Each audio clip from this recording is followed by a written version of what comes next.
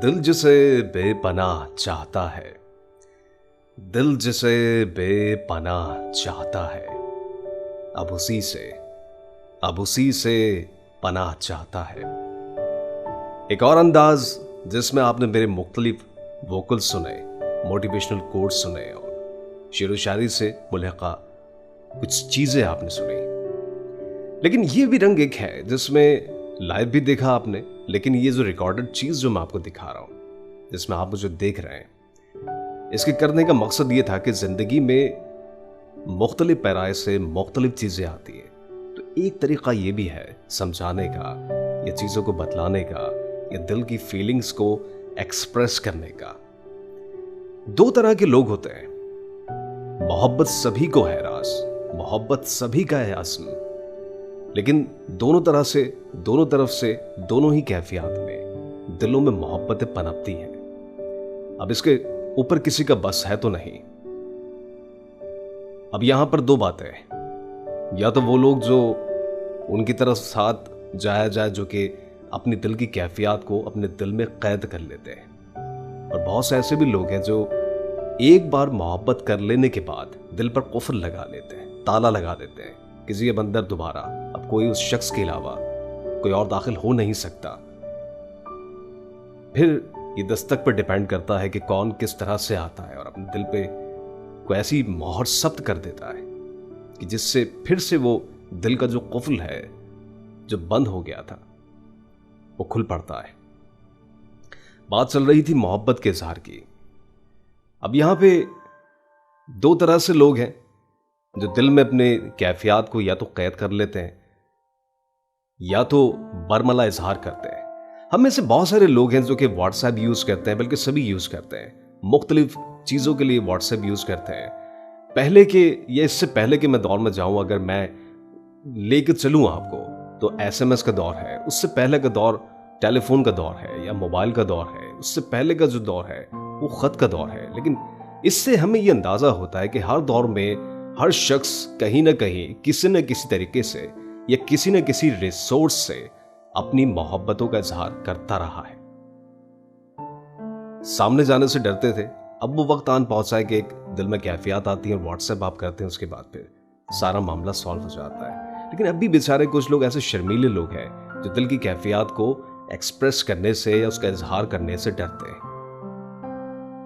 तो या तो इजहार कर दिया जाए, तो या दूसरे पैराए में ये कि दिल में उन कैफियत को जकड़ कर रख लिया जाए। लेकिन फायदा है क्या कि दिल की कैफियत को दिल में रख लें, किसी से कुछ ना बोलें, और फिर वो वक्त आन पहुंचे कि उसकी शादी किसी और के साथ हो जाए या वो किसी और का रफीक सफर बन जाए, तो क्या ये दिल को रास आएगा? इसमें भी तो एक तजब्जुब है, इसमें भी तो एक इस्तराब आएगा, इसमें भी तो एक दिल में जो रंज और आलाम की कैफियत होगी, उसका कोई कहना तो नहीं है। तो बेहतर यह है कि बरमला जाके सामने कह दिया जाए। अब चाहे मोहब्बत का लेवल इतना हो या उतना हो, मोहब्बत अपने लेवल पर हमेशा उतनी ही रहनी चाहिए। मोहब्बत का जो आज़म है, यानी मोहब्बत करने का जो पैमाना है, उसको ऊपर ही होना चाहिए, उसको नीचे नहीं आना चाहिए किसी भी तरह से। तो मोहब्बत करने वाले कहते ना कि नामुरादा ने मोहब्बत को हकारत से न देख। ये बड़े लोग हैं, ये बड़े लोग हैं, जीने का हुनर जानते हैं। तो मोहब्बत करने वाले कभी नाकारा हो नहीं सकते।